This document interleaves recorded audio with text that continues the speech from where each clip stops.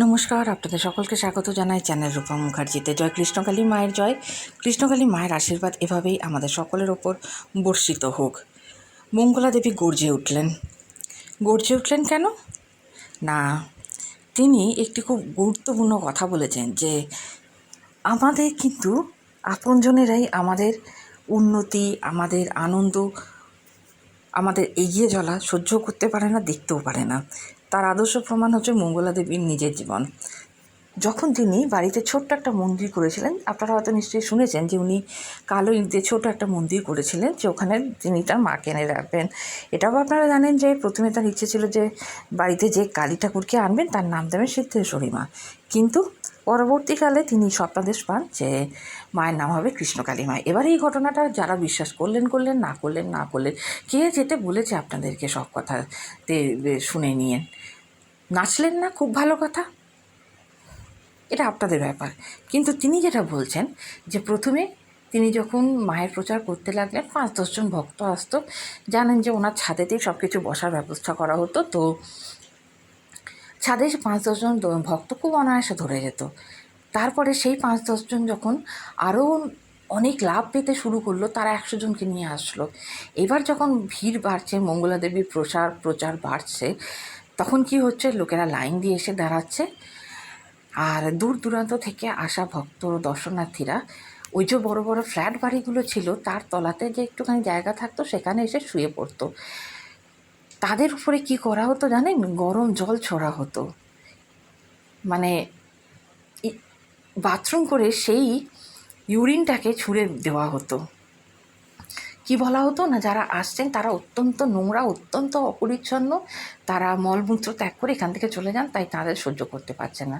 তারপরে কি হলো না, পাড়া থেকে মন্দির উঠিয়ে দেওয়া হবে, তাই মঙ্গলা দেবীকে তার সন্তান স্বামীদের মারাই হলো, তার সাথে কৃষ্ণকালী মা, মানে যাকে সবাই সোনামা বলেন, সেই মায়ের চুল টেনে ছেড়ে দেওয়া হলো, গয়নাগাটি লুটপাট করা হলো, সিসিটিভি ভেঙে দেওয়া হলো। অর্থাৎ আপনি জীবনে যতই এগিয়ে চলার চেষ্টা করবেন, ততই আপনার যারা সহিত শুভাকাঙ্ক্ষীরা রয়েছেন তারা হঠাৎ করে তাদের আসল রূপ দেখাবেন, এবং আপনি সেই রূপ জেনে কোনো পদক্ষেপ নেওয়ার আগেই তারা এমন কিছু আপনার সাথে করে দেবে যে আপনি হতচকিত হয়ে যাবেন।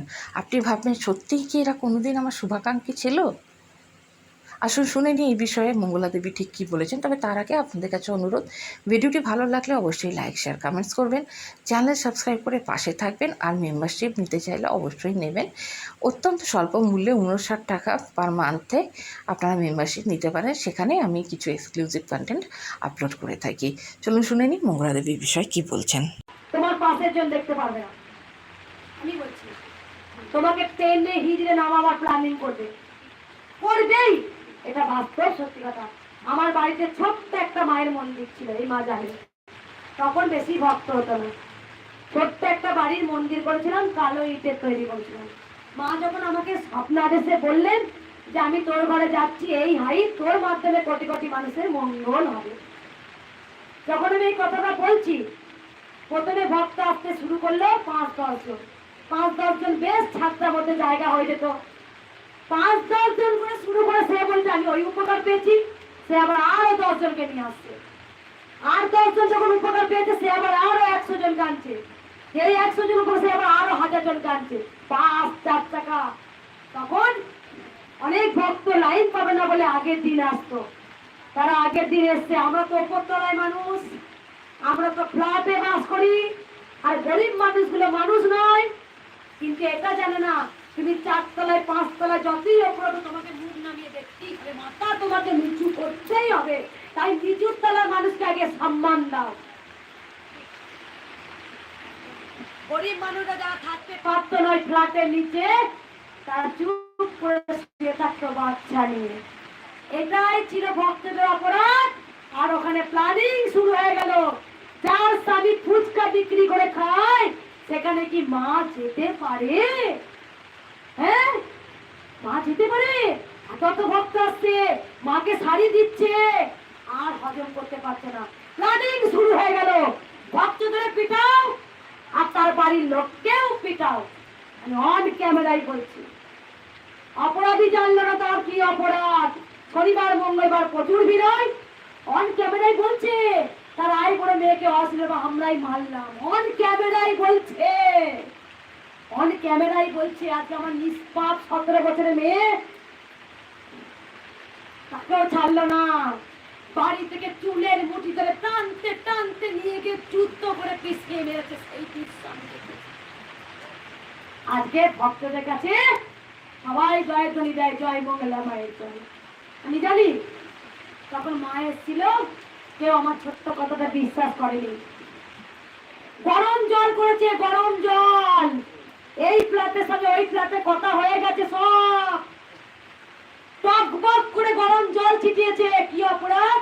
ছোট্ট বাচ্চারা ঘুমোতে দেয় না, ওদের ঘুমিয়ে ডিস্টার্ব হয়। গরম জল করে জানলা দিয়ে দিয়ে এরকম পাথর, ভক্তরা বলছে সাক্ষী আছে, ভক্তরা নিজে বলছে গরম জলটা নিয়ে এরকম করে ওইদিকে ছুটছে, আর ভক্তরা নিজেকে বাঁচানোর জন্য ছোট্ট বাচ্চা তপর তপর করে ছুটছে। তখন মা আমার ভক্তদের লাঠি দিয়ে মারলো, আমাকে ডাকছে বেরিয়ে আসুন। আমি কি এত ভিড় হয়েছে, একটু থামো, আমি যাচ্ছি। তখন আমার মেয়ে, আমার জামাই, আমার স্বামীকে মেরে ঘাড় ফাড় মুখে পুড়ি দিল। ও বললো থামো, তুমি কি বলছো, যদি থেমে যায় তাহলে ওরা আরো সুযোগ খুঁজবে, আরো সুযোগ করবে, থামতে দিও না। মা এসেছে কলিযুগে, প্রথমে আমাদের মতো দুস্থ অনাথকে উদ্ধার করতে। আমার মেয়েকে অশ্লীল হয়ে মারছে। যুদ্ধটা পায়ের যুদ্ধ করে, এখানে একজন যে ফুলের ব্যবসা করে, সে আমার মেয়েকে নিয়ে চালিয়ে দিল বলে, আটকেছে বলে ওকে ধরে দরজা খুলে আমার মারতে আসছে। আমরা গেলাম থানায়, চলো আমার মেয়েকে মেরেছে। দাদাজি মুখ বাধা, আমরা যাচ্ছি হাসাহাসি করছে, কোনো কিছু তার আমরা রায় পাইনি। থানাতে গিয়ে হাসাহাসি করেছিল। এখানেও মন্দিরটা ভাঙার জন্য 7 গাড়ি পুলিশ এসেছিল, 10,000 10,500 ভক্তরা আমার কাছে জীবন, আর আমি ভক্তদের কাছে জীবন। আমি জানি 10,500 ভক্ত এখানে শুয়ে পড়েছিল। আমরা মন্দির চাই। কেউ বলছে আমার পা ভালো হয়েছে, কেউ বলছে আমার কান ভালো হয়েছে, কেউ বলছে আমার বাচ্চা কথা বলছে, কেউ বলছে আমার বাবা অসুস্থ ছিল ভালো হয়েছে। এইগুলো আমরা নিজে প্রমাণ। মঙ্গলা মা কালকে বাড়ি থেকে টানতে টানতে আনতে যায়নি, আমাদের সৎ ইচ্ছায়, আমরা নিজের ইচ্ছায় এসেছি মায়ের কাছে আশীর্বাদ নিতে। ভক্তরা বলাতে তবে আজও মায়ের মন্দির। ছোট্ট মেয়ে 17+ বয়স ছিল, তাকে চুলের মুঠি ধরে তাকে যুদ্ধ করে, এরকম কুকুর কেউ মারে না, যে দৃশ্য আমরা দেখেছি। তাই লড়াইটা আমার কাছে ঠিক ছিল না। একটাই লড়াই, মায়ের মন্দির। আজকে কেন মন্দির ভাঙছে, কি জন্য? কারণ পরমহংসদেব কি বলতেন, আজকে কারা কারা পিছনে লেগেছেন, স্বয়ং পরমহংসদেব নিজে বলেছিলেন, 2 কথা পুঁথি পড়ে মাকে পাওয়া যায় না, বলেননি? হ্যাঁ, ওই পৈতেটা যত নষ্ট করা, পৈতে ছুঁড়ে ফেলে দিয়ে মায়ের ধ্যান করতেন। তাই আমি তো এখনো বলি অন ক্যামেরায়, আমি তো কোনো তন্ত্র মন্ত্র জানি না, মা তো তন্ত্র মন্ত্র ছাড়াই তো মা এসেছেন। তাই মা বলেছে তুই যেমনই পুজো করবি আমি তাতেই খুশি। তাই আমি আজও আমার মতে পুজো করি। আমি জানি মা সেদিনও হয়তো দেখিয়ে দেবেন যে আমি মাকে কেমন ভাবে পুজো করি। তাই আজকে যে অনাচার, আজকে যে অত্যাচার, যার যত ক্ষমতার বল, সে তোমার সোজা পথকে উল্টে দেওয়ার ক্ষমতা আছে। ন্যায়কে, অন্যায়কে ন্যায় বলে চাপিয়ে দেওয়ার ক্ষমতা আছে। তাই আজকে যদি প্রশাসন চাইতে যদি ঠিক থাকতো, তাহলে অনেক দিন আগে মন্দিরটা হয়ে যেতে পারত, অনেক দিন। তাই বারবার ভক্তদের বলবো, অনেক এই পুলিশ অফিসার আছেন, তারা অনেক উপকার পেয়েছেন, তারা আমাকে সাপোর্ট করেছেন যে মা আমরা আছি। নবান্ন থেকে পুলিশ অফিসার আছেন, তার মেয়ে অনেক সুস্থ হয়েছেন, তিনি বলেছেন মা আমরা আছি তোমার পাশে, মন্দির হবে, আমরা সহযোগিতা করব সবাই। এমন অনেক পুলিশ অফিসার আছেন যারা মাকে খুব ভালোবাসেন। কয়েকদিন আগেও বহরমপুরে বড় বাবু এসেছিলেন, তিনি মাকে বেনারসি দিয়েছেন, করেছেন, অনেক উপকার পেয়েছেন তিনি নিজে। এখানে বড় বড় মানুষ তারাও এসেছেন, মায়ের স্থানে উপকার পেয়েছেন। আমার শুধু একটাই প্রতিজ্ঞা, মায়ের মন্দির করতেই হবে। আর অনেকে চাইছে মায়ের মন্দির করতে না দিলেই আমরা বেঁচে যাব, তাহলে আবার কলঙ্ক লিখতে পারবো। কে? ও মন্দির করেনি, আমি জানি, অনেক জানি। তা মায়ের মন্দির হবে, আটকানো ক্ষমতা কার ওর নেই। যতই শত্রু থাকুক মায়ের মন্দির হবে। রানী রাসমণিও অনেক যুদ্ধ করেছিলেন, তবেই না ভগবতারিণী মায়ের মন্দির হয়েছেন।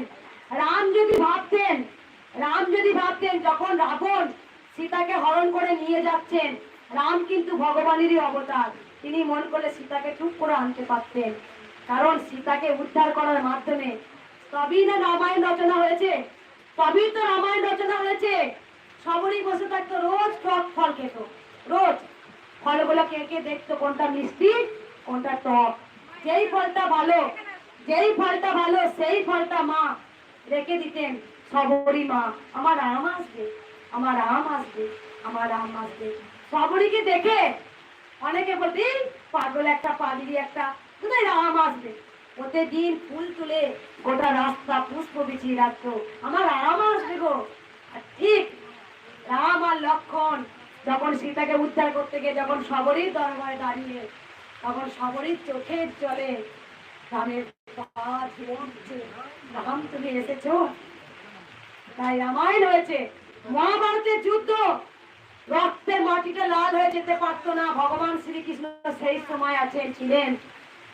কিন্তু মহাভারতের যুদ্ধ একমাত্র সুভদ্রা আর অর্জুনের পুত্র অভিমন্যু পুত্র। ভগবান শ্রীকৃষ্ণ জানতেন ওই বয়সে মৃত্যু হবে। 16 বছর যুদ্ধে, 16 বছর বয়সে ওই বীর যোদ্ধা হয়ে দেখিয়ে দিল। তখন কিন্তু সুভদ্রাকে বড় আদরের, ভগবান শ্রীকৃষ্ণ হচ্ছে বড় আদরের ভাগনা ছিল, তাহলে অভিমন্যু কেন চলে গেল? তাই ভগবান শ্রীকৃষ্ণ সব কিছু জানতেন যে এই দিনে এই তারিখে অভিমন্যু কিন্তু বীর যোদ্ধা। আজও কিন্তু তোমার মহাভারতে খ্যাত হয়ে আছে অভিমন্যু। তাই কৃষ্ণকালী মায়ের মন্দিরটাও সেম তাই হবে। আমি বলছি সে নিশ্চয়ই কিছু ভালো বুঝেছে, তার পিছনে একটা ইতিহাস থাকবে, যে কৃষ্ণকালী মায়ের মন্দির তৈরি হবে। মা মন করলে সব পারে, মা মন করলে এক নিমেষে ধ্বংস করতেও পারে, আবার মা মনে করলে এক নিমেষে সব সৃষ্টি করতেও পারে। শুধু মায়ের এটা হচ্ছে লীলা খেলা, তার লীলা বোঝা দেয় মা কি করবেন। যিনি কৃষ্ণ তিনি কালী, যার গোটা ব্রহ্মটা যার, আর মায়ের মন্দির করতে দিবি না, গোটা পৃথিবীটাই যার। এই জায়গাটা আমার আমার আমার আমার করিস কারণ নয়, একমাত্র তারই। আমরা সবাই আমার আমার করতে শিখেছি, আমরা কিছু নিয়ে আসিনি, আমরা কিছু নিয়ে যাবও না। তাই বারবার বলবো, যারা বলছে এটা আমার, ওখানে মাকে বসতে দেবো না, আরে মাই হচ্ছে মালিক।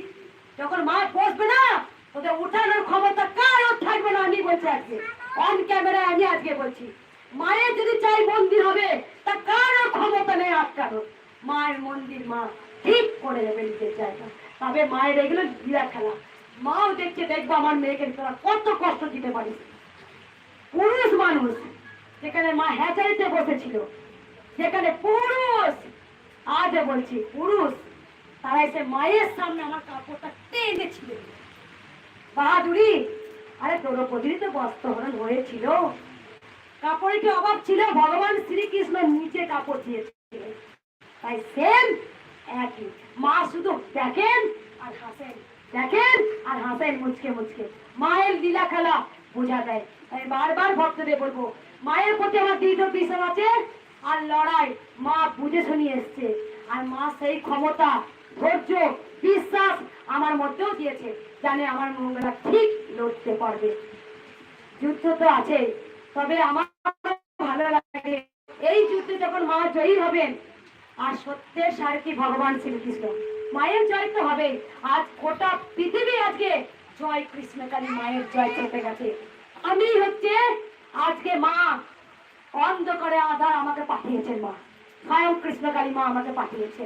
কারণ আমি আবার জাগিয়ে দিয়েছি, আবার নাড়িয়ে দিয়েছি। ওরে কৃষ্ণ আছে রে, ওরে গোবিন্দ আছে, তোরা ওকে ডাক। আমার মুখ দিয়ে বেরিয়েছে জয় কৃষ্ণকালী মায়ের জয়।